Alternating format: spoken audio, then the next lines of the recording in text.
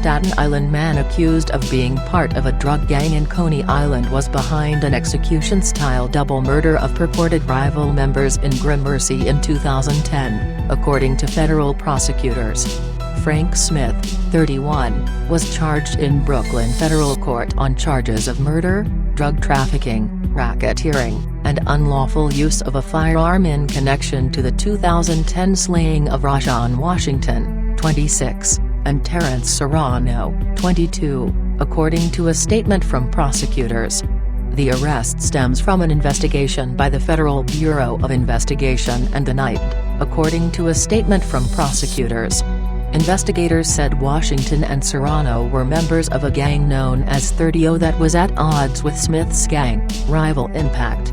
Washington and Serrano were sitting in an SUV on East 19th Street between Park Avenue South and Broadway after leaving a nightclub at about 3:57 a.m. on October 4, 2010, when Smith and one or more unnamed accomplices opened fire, fatally shooting both men in the head.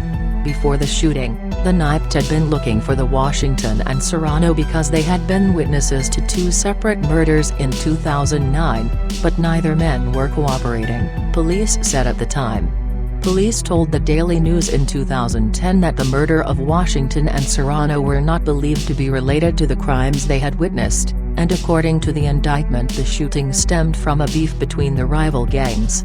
Smith's gang Rival Impact sold heroin and controlled turf in Coney Island more than a decade between 2001 and 2014, with Smith's gang often employing violence to maintain control, according to U.S. Attorney Robert Caper of the Eastern District of New York.